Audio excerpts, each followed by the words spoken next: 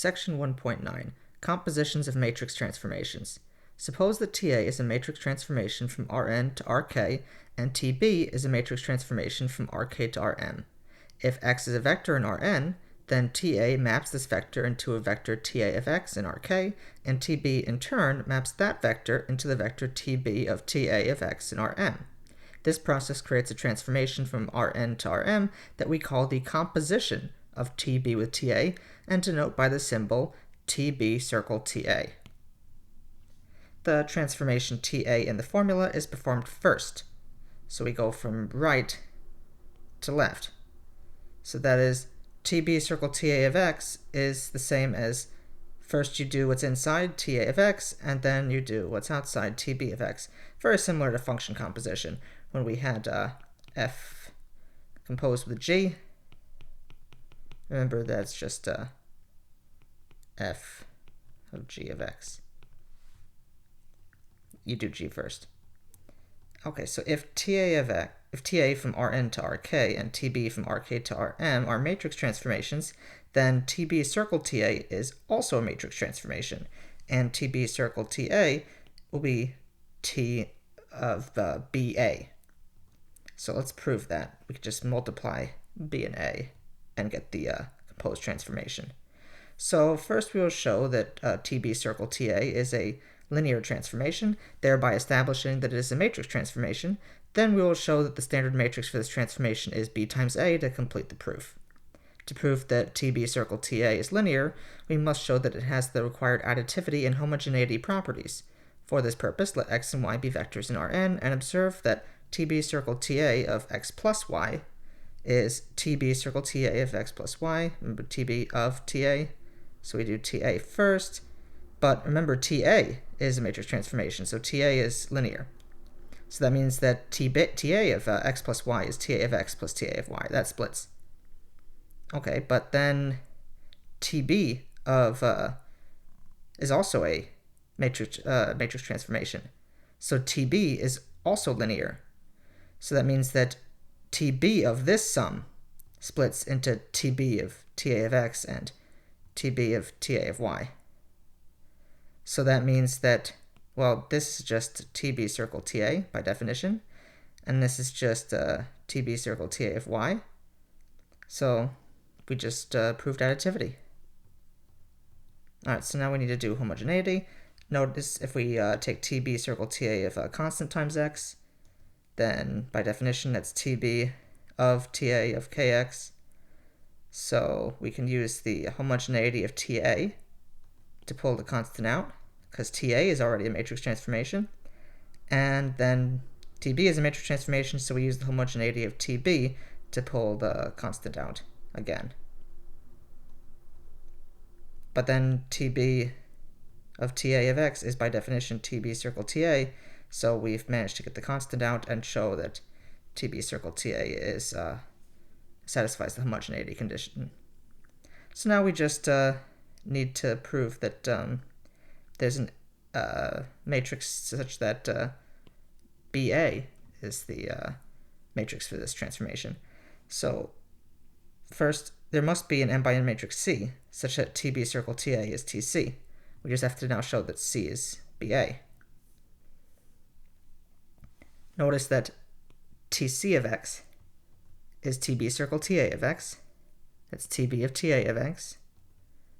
Remember, TA of x is just Ax. So this is Tb of Ax. But Tb is just B applied to whatever you are, whatever x you have in here. In this case, we're just letting Ax be x, basically. So this is B times A of x. But by associativity, that's just Ba of x, which is Tba of x. So that proves that the matrix C is Ba. Let's do an example. How about we let T1 go from R3 to R2 and T2 go from R2 to R3 be the linear transformations given by T1 of xyz is x plus 2y, x plus 2z minus y, and T2 of xy is 3x plus y, x minus 2y. Notice we only have one comma over here, so we only have two outputs over here, so we're in R2, but we started with 3 inputs. And over here, we started with 2 inputs, but we end up with 3 outputs over here. Well, it's 1 output, 3 entries. But let's find the standard matrices for T2 circle T1 and T1 circle T2. Let's start by seeing what happens to our standard basis vectors. Remember, those are E1 equals 1, 0, 0. E2 is 0, 1, 0. And E3 is 0, 0, 1 for R3. So if we take T1 and apply it to E1, we should get 1, 1. If we take T1 and apply it to E2, we should get 2 minus 1. Notice all I'm doing is I'm taking 1 for x, 0, 0. So when I plug them in, notice I just get 1, this is gone, this is gone. So there's my 1, 1. Similarly for E2, this is gone, this is gone, this is gone. You just get 2 times 1 and minus 1. And we can also get T1 of E3, which should be 0, 2. Again, just plug in 0 for x, 0 for y, and 1 for z. Now I'll make my matrix A for T1, composed of the columns that I got from these outputs. So that's 1, 1 for E1, that's 2 minus 1 for E2, and 0, 2 for E3. Okay, let's do the same thing for T2. In that case, T2 gobbles up x and y from R2, so we just need 2 standard basis vectors, 1, 0, and 0, 1. So T2 of E1 will just be 3, 1, 1, because this will be gone and this will be gone. If I just plug in 1 for x, 0 for y, and T2 of E2, if I plug in 0 for x and 1 for y, should be 1, 0, 2. So I'll form my matrix B now for my T2 transformation. I'll have a column vector of 3, 1, 1 for my first basis vector, and a column vector of 1, 0, minus 2 for my second basis vector. So now to get T2 circle T1, we take B times A, because T1 has matrix A, T2 has matrix B. So we'll just get 3, 1, 1, 1, 0, minus 2, times 1, 1, 2, minus 1, 0, 2. And doing the matrix multiplication, we should get 4, 5, 2, 1, 2, 0, minus 1, 4, minus 4. Now all we have to do is get T1 circle T2.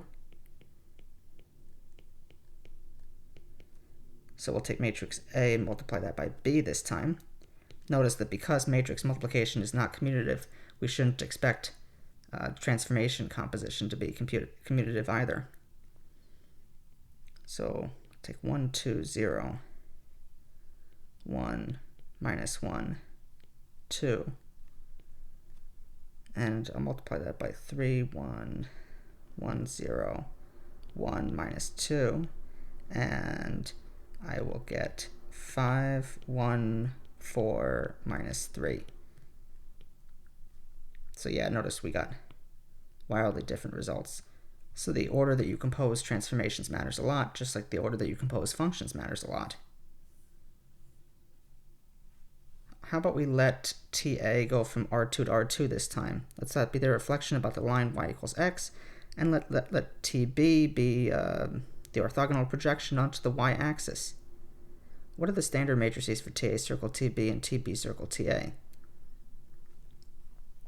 Okay, let's see. How about we take TA circle TB? Well, remember, to get that transformation, we'll multiply the matrix for TA times the matrix for TB. TA is reflection about the line y equals x, so we swap x and y, and we get 0, 1, 1, 0. Compare that to the identity where it was 1, 0, 0, 1, but x and y are swapped for this one. We also want to project onto the y-axis, so we're going to lose our x-coordinate, make that 0, and we'll just keep y. That's for matrix B. So multiplying that, we get 0, 1, 0, 0. And we can try to draw what's going on here. So let's say over here is y, over here is x, and I want to start by taking orthogonal projection onto the y-axis because I start with TB and then I do TA. So here's my vector x, for example, and I'll project onto the y-axis, so I'll end up over here. This will be my vector projection, but then I'll reflect over the line y equals x, and I'll end up over here. So this will be my new vector TA of TB of x. How about I now look at TB circle TA?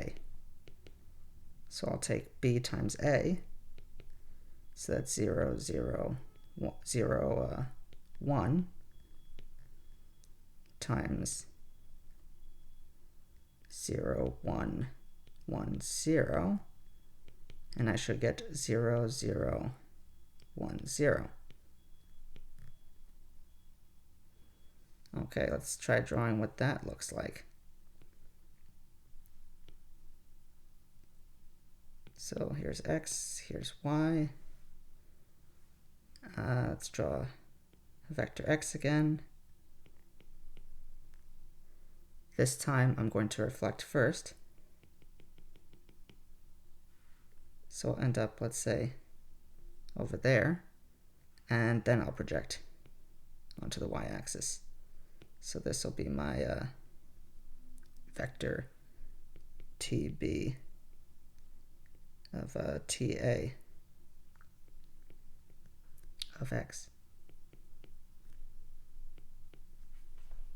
So notice over here we ended up over there, but if by changing the order we ended up with a very different vector. We actually are on the x-axis over there, but over here we're on the y-axis.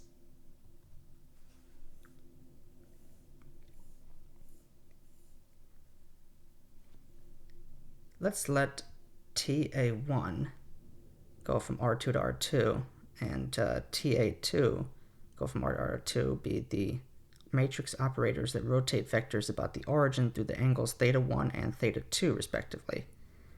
How about we verify that TA1 circle TA2 is equal to TA2 circle TA1. So in this case they happen to commute. Okay, remember that when we were rotating through the origin by angles θ1, θ2, we get that matrix with cosine and sine. It was in the previous section, table number 5.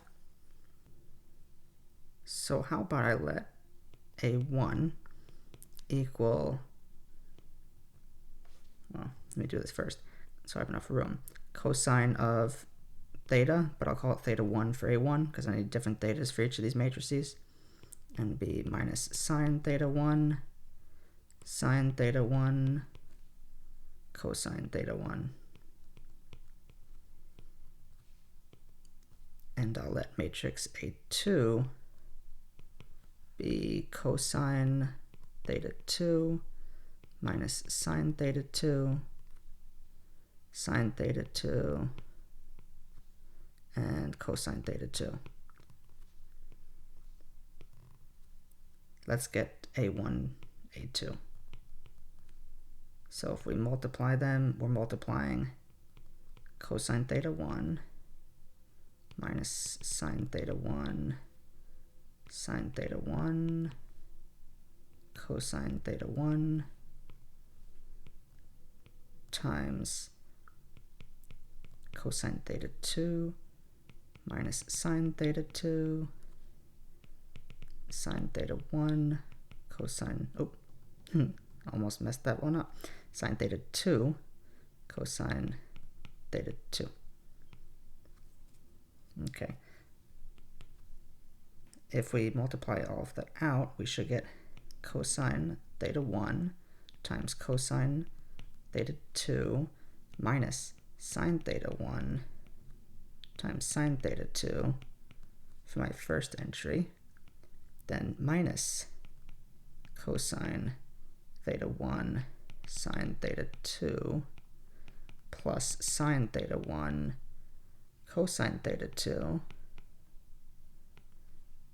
Then my next entry is sine theta 1 cosine theta 2 plus cosine theta 1 sine theta 2, and last but not least minus sine theta 1 sine theta 2 plus cosine theta 1 cosine theta 2. And that's a little bit messy. However, we might remember from trigonometry that cosine x cosine y minus sine x sine y is equal to cosine of x plus y. So this is cosine of theta 1 plus theta 2. Similarly, then my next entry is minus sine theta 1 plus theta 2. And sine of theta 1 plus theta 2 and cosine of theta 1 plus theta 2. But notice addition is commutative. So that's the same thing as if we did cosine of theta 2 first, add that to theta 1. There's no difference there. We can just switch the order for all of them. So sine of theta 2 plus theta 1, and sine of theta 2 plus theta 1, and cosine theta 2 plus theta 1. But that's exactly what we would get if we multiplied the matrices in the reverse order. That's just A2 times A1. So this shouldn't be super surprising that these guys commute, because it shouldn't matter if we, let's say, rotate by, I don't know, 30 degrees and then by another 45. That should be the same as if we first rotate by 45 and then rotate by the 30. Either way, we should be doing a 75-degree rotation, because rotating by one and then the other, you just add the angles of rotation. So it makes sense that in this case, the matrix transformation actually should commute, because you'll get the same result no matter which one you rotate with first. How about we let T1 be the reflection about the y-axis, and let T2 be the reflection about the x-axis. Let's verify that in this case they also commute. So we'll take T1 circle, I don't want that one, there we go.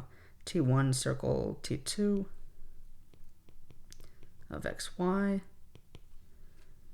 So that's going to be T1 of x minus y, right? Because first we do T2. T2 is the reflection about the x-axis, so it just makes y negative. But then T1 is a reflection about the y-axis, so that just makes x negative. So now we just get negative x, negative y. But if we do T2 circle T1 of xy, then first we'll make x negative, and then we'll make y negative. Either way, we end up making them both negative. We could also verify that by looking at their matrices, multiplying them. A1, A2 is equal to minus 1 for the x, 0, 0, 1, times 1, 0, 0, minus 1 for the y. Make it a little bit farther out. And that's just equal to minus 1, 0, 0, minus 1. If we do A2, A1, we get 1, 0, 0, minus 1 times minus 1, 0, 0, 1. And again, we just get minus 1, 0, 0, minus 1. Like the previous example, this shouldn't be too surprising if we take a vector and we reflect it over the y-axis and then reflect it again over the x-axis. Well, maybe I'll use some dotted ones.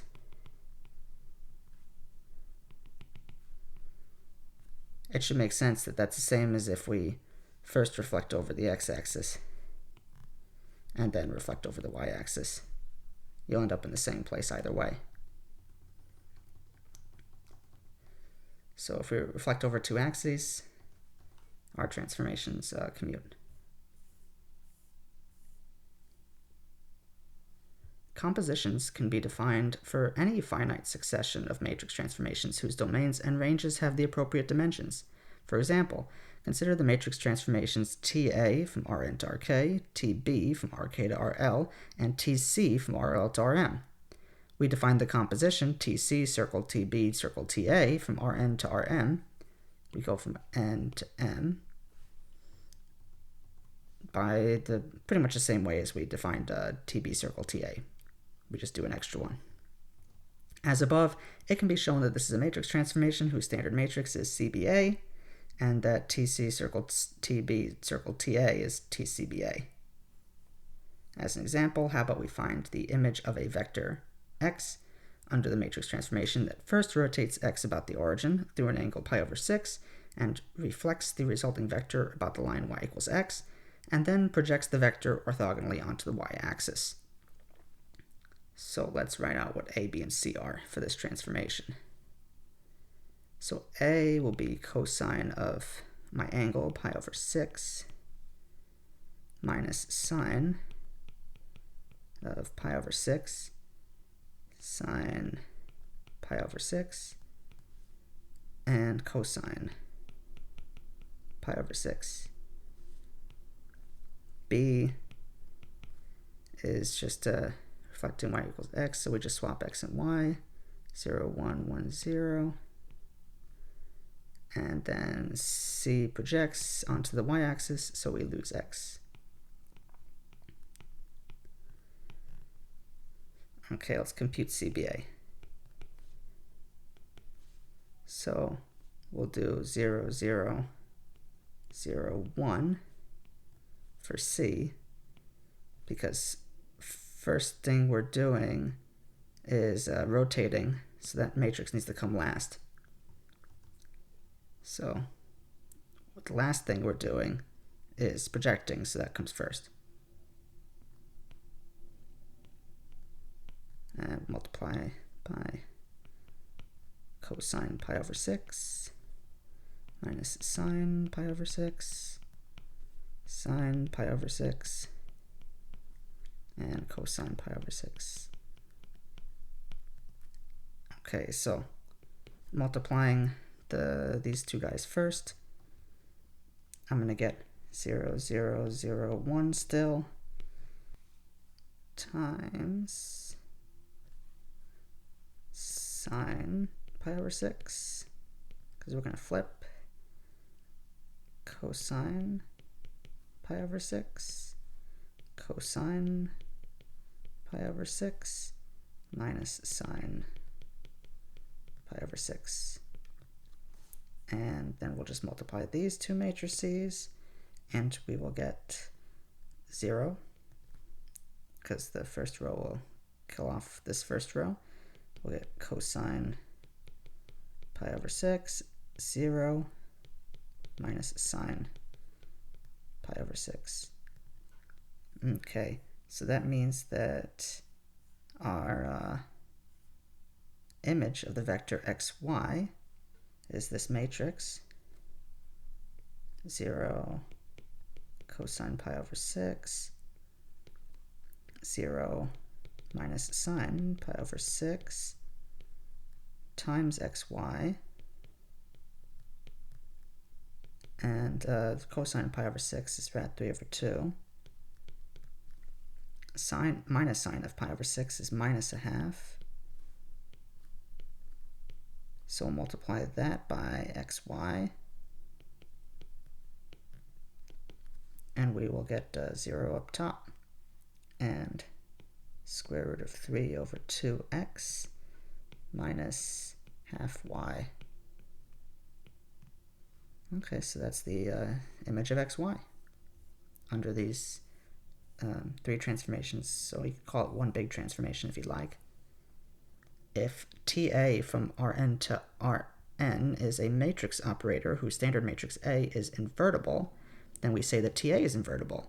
And we define the inverse of TA as TA inverse equals T of A inverse. We stated in words, the inverse of multiplication by A is multiplication by the inverse of A. Thus, by definition, the standard matrix for TA inverse is A inverse, from which it follows that TA inverse circle TA is TA of A inverse, or TA of A inverse circle TA, which is, remember, we multiply these when we compose them. So that's TA inverse A, which is just T of the identity. So it follows from this that for any vector x in Rn, if we take TA inverse circle TA of x, that's Ti of x, which is just the identity applied to x, so that's just x.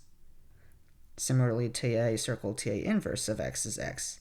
So when we have TA and TA inverse and we compose them in either order, they cancel out the effect of one another, which should make sense. If we reflect one way and then we reflect backwards, we should end up where we started. If we rotate one way and rotate in reverse, we should end up where we started. It makes sense that should cancel out. As an example, how about we let T from R2 to R2 be the operator that rotates each vector in R2 through the angle theta. Let's find the standard matrix for T inverse. Remember that R theta is cosine theta minus sine theta, sine theta, cosine theta, as we've seen a couple times now. So if I want R theta inverse, I'd have to just take the inverse of cosine theta, sine theta,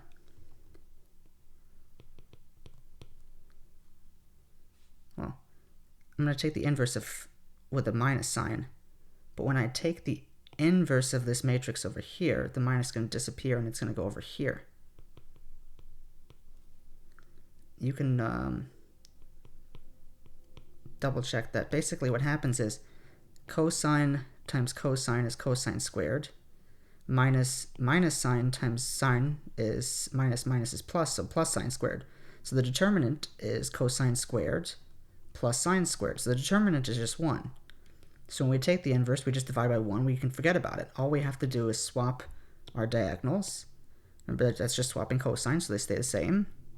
And we just have to make these guys negative versions of themselves. So we lose the minus sign here, and we gain a minus sign there. So this matrix over here is the inverse of this matrix over here. But we could write that. Remember, cosine is an even function. Remember, it looks something like this.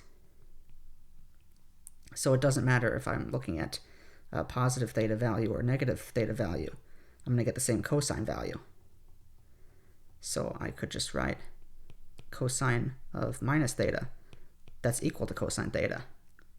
If I want to get a minus to sine, though, sine is an odd function, I would have to insert a minus if I want to change the inside to minus. because sine of minus theta is minus sine theta. So this is minus sine theta. We'll cancel that minus, and I could return to sine theta if I wanted.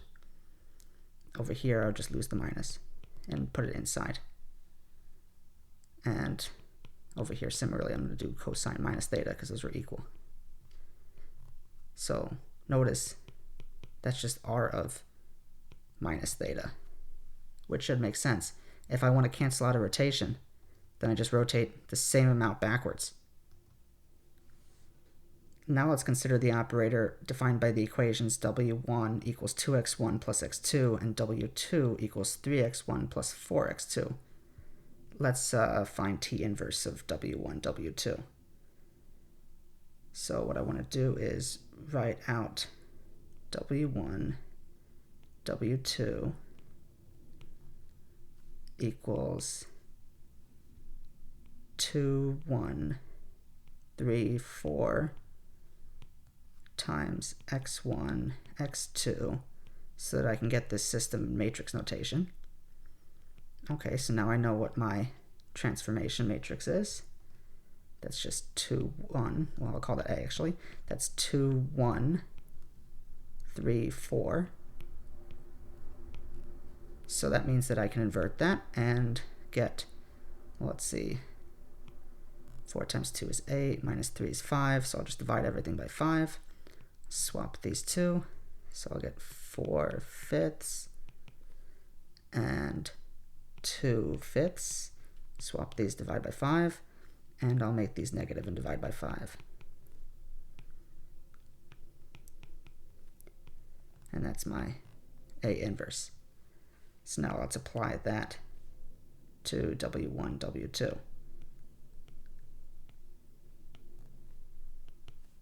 So I get 4/5, negative 1/5, negative 3/5,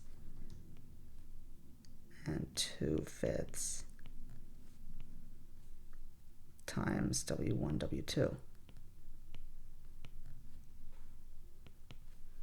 Okay, so that's just 4/5 W1 minus 1/5 W2 minus 3/5 W1 plus 2/5 W2. Cool. So that means T inverse of W1, W2 is just 4/5 W1 minus 1/5 W2, comma, minus 3/5 W1 plus 2/5 W2. Notice that my operator T takes in x1 and x2, and it spits out W1 and W2. My inverse starts with W1, W2, and it spits out some x1 and x2.